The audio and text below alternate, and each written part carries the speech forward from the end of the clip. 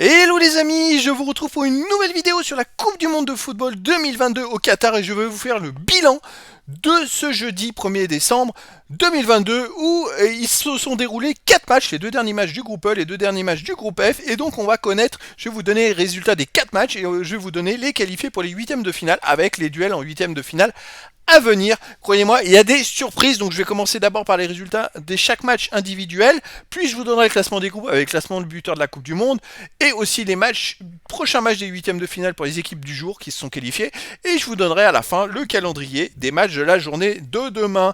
Donc on commence avec ce premier match et l'exploit du Japon qui bat l'Espagne 2-1 et qui se qualifie pour les huitièmes de finale.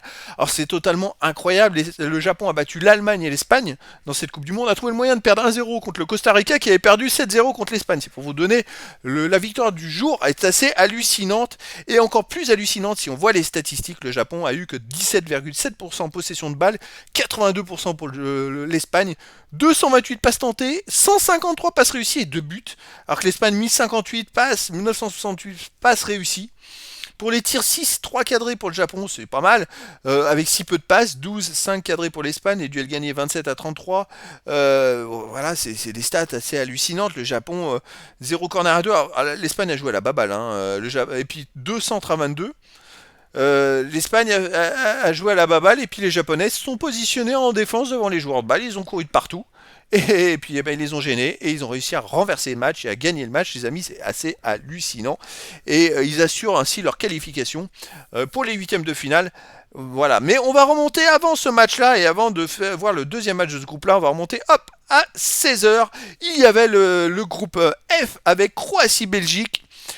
Et la qualification de la Croatie, la Belgique a été éliminée de cette Coupe du Monde malgré un match nul.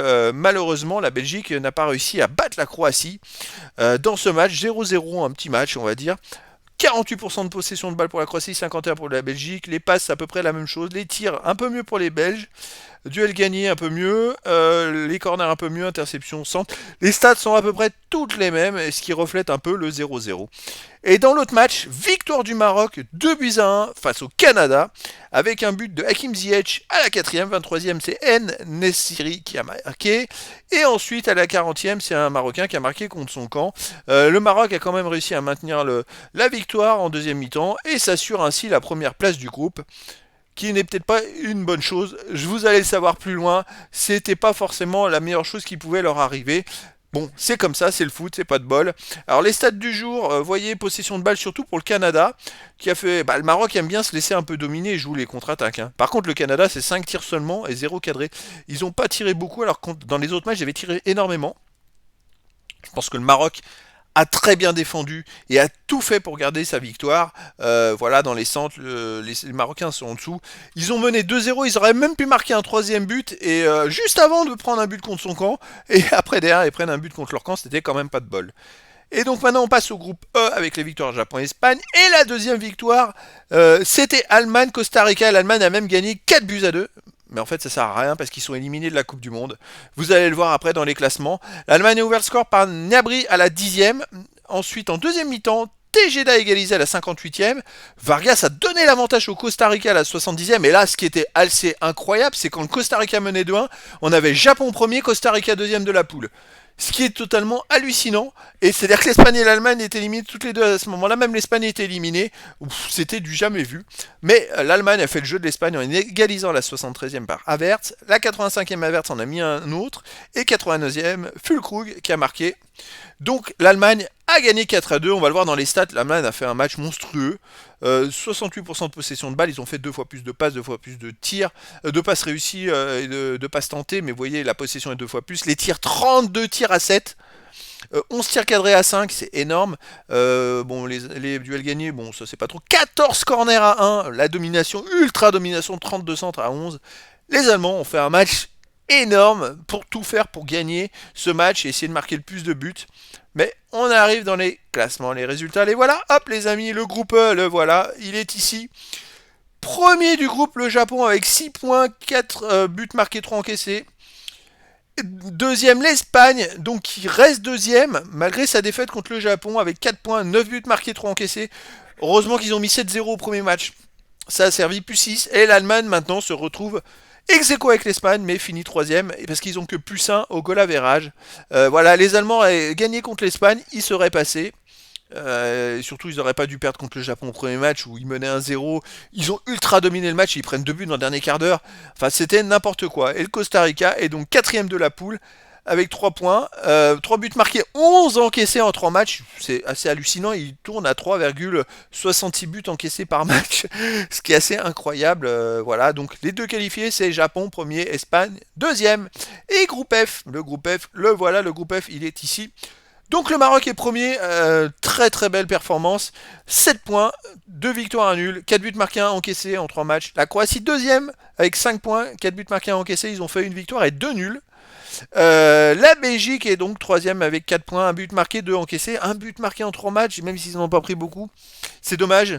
Ils avaient en plus gagné le premier match de la compétition et ils n'ont pas réussi à se qualifier, ça s'est joué à pas grand chose. Et le Canada est donc dernier avec 0 points, 2 buts marqués, 7 encaissés. Premier Maroc, deuxième Croatie, ce qui va donner les amis en huitième de finale. Croatie-Japon et Maroc-Espagne. Alors les Marocains, ils n'ont pas de chance. Hein. Ça valait peut-être pas le coup d'aller gagner, de faire tout pour finir premier. Après, c'était un peu risqué de tenter le match nul parce que derrière, on ne sait pas hein, ce qu'ils auraient fait si c'est après derrière pour prendre un but et puis se faire éliminer de la Coupe du Monde. Ça aurait été dommage. Mais je pense pas parce qu'ils avaient quand même le goal average très avantageux vis-à-vis des Belges. Donc bon, ils avaient un avantage, sauf si les Belges avaient battu les Croates. Hein. Ça aurait été autre chose. En attendant, il y aura un Maroc-Espagne en huitième de finale qui va être énorme ici, mais un Japon-Croatie aussi, hein, très intéressant avec des Japonais qui aiment bien se laisser dominer. Hein. Ça, c'est pas un problème pour eux. Les Croates qui ont un super jeu collectif, mais les Japonais, même avec 17% de possession de balles contre l'Espagne, et je crois qu'ils ont eu 18% ou 20% contre l'Allemagne, ils ont gagné les deux matchs. Donc ils sont capables de faire pareil contre les Croates. Les Croates, attention, hein, physiquement, ils sont un peu plus vieillissants. Ils vont enchaîner 4 matchs de suite. Ils se sont qualifiés de justesse. C'était compliqué. Les Japonais, eux, ils vont être au taquet. Les Japonais courent de partout et ils courent très longtemps. Donc on peut avoir une surprise. Je serais pas étonné et surpris que le Japon puisse faire quelque chose contre la Croatie. De l'autre côté, Maroc-Espagne, c'est totalement indécis. Le Maroc aime bien se laisser un peu dominer et l'Espagne qui aime bien avoir le ballon. Donc ça va être vraiment très intéressant à voir, les amis. Des huitièmes de finale qui peuvent donner encore des belles surprises. Au classement des buteurs, on a maintenant Morata qui arrive pour l'Espagne à 3 buts. Et en plus, ils sont qualifiés, donc ils pourront encore marquer éventuellement. Qui se retrouve avec Mbappé, Rashford et Valencia. On a 4 joueurs qui ont marqué 3 buts. Et à 2 buts, il y a Havertz. Mais l'Allemagne est éliminée. On a aussi Füllkrug pour l'Allemagne qui arrive à 2 buts. Et l'Allemagne est éliminée, donc ils iront pas plus loin. Et puis après, je regardais Messi, Torres pour l'Espagne qui est encore là.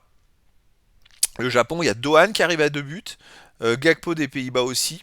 Donc il y a quand même pas mal de joueurs. On a 14 joueurs à 2 buts et 4 à 3 buts. Donc ça peut encore, le classement des buteurs peut encore évoluer, mais grandement, on peut pas savoir qui va être le meilleur buteur de cette Coupe du Monde. Ça peut être une belle surprise. Bon les amis, maintenant on va s'intéresser au match de demain. Premier match à 16h. Alors c'est le final du groupe H à 16h avec Ghana-Uruguay. Alors l'Uruguay est dernier de la poule, mais s'ils battent le Ghana et que de l'autre côté le Portugal ne perd pas contre la République de Corée, eh ben le Uruguay peut se qualifier encore. Alors le Ghana, bien sûr, il va falloir qu'ils assurent le match nul. Et que d'autre côté, les républiques de Corée gagnent par moins de 2 buts d'écart. Bon, voilà, il va y avoir encore un peu de sport demain, ça va être intéressant. Donc le deuxième match, c'est République de Corée-Portugal. Portugal est déjà assuré de la qualification, peut-être pas finir premier, parce que s'ils perdent et que le Ghana gagne, ils peuvent encore finir deuxième. Mais ils sont assurés de la qualification, donc ils vont pouvoir quand même faire tourner un peu l'effectif et se reposer en 8e de finale, ce qui est intéressant pour le Portugal. Et ensuite, on a à 20h le groupe G, le final avec Serbie-Suisse. Alors là, ça va être intéressant. Parce qu'on a le Brésil qui est sûr d'être qualifié, mais on a la Suisse avec 3 points, et derrière Cameroun et la Serbie avec 1 point. Si la Serbie bat la Suisse, il passe devant la Suisse et pourrait être qualifié si le Brésil ne perd pas contre le Cameroun. Alors après, si le Brésil perd contre le Cameroun, il va falloir, ça va être un jeu, si la Serbie gagne et que le Cameroun gagne, ça va être un jeu qui marquera le plus de buts pour avoir le meilleur goal average, parce que pour l'instant, le Cameroun a -1 et la Serbie -2. Donc, Serbie-Suisse, tout est possible. Les deux équipes peuvent se qualifier. Et dans l'autre, Cameroun-Brésil. Et là, le Brésil va pouvoir faire tourner. Ils sont déjà qualifiés. Ils sont presque sûrs de finir premier. Sauf si la Suisse gagne par 2 buts d'écart et qu'ils perdent par au moins 1 but d'écart. Et que la Suisse gagne, voilà, qu'il y a un écart de plus de 3. Et encore, 3, ça suffira pas parce qu'ils ont plus 3 au goal average et la Suisse 0. Donc, il y a peu de chances qu'ils finissent deuxième, mais ils seront déjà sûrs d'être en huitième de finale. Ils vont pouvoir faire tourner l'effectif. Et donc ça va être intéressant pour eux. Et ça peut être un avantage pour le Cameroun, hein, les amis, qui peut peut-être sortir une petite victoire de nulle part et peut-être arracher une petite qualif comme ça. Donc en tout cas les amis, demain ça va être encore des matchs très très très intéressants. Donc je vous donne rendez-vous les amis pour les résultats de demain soir, la fin des groupes, des matchs de groupe. Et ensuite, on aura tous les qualifiés pour les huitièmes de finale. Et je pense que je vous ferai aussi une autre vidéo de statistiques où je vous donnerai tous les clubs, les classements des clubs. Peut-être je la mettrai en ligne samedi avant les matchs des huitièmes de finale, où je vous donnerai tous les classements, quelles sont les équipes qui ont fait le plus de passes tentées, passes réussies, de tirs et tout ça. Et je mettrai en surbrillance les équipes qualifiées, comme ça me permettra de faire un rendu de l'efficacité des équipes qui sont qualifiées. Alors, on a le Japon, alors là, ça doit être l'une des équipes qui a le moins de possession de balles. Ils vont être derniers sur les 32, ça va être hallucinant. En tout cas, les amis, voilà.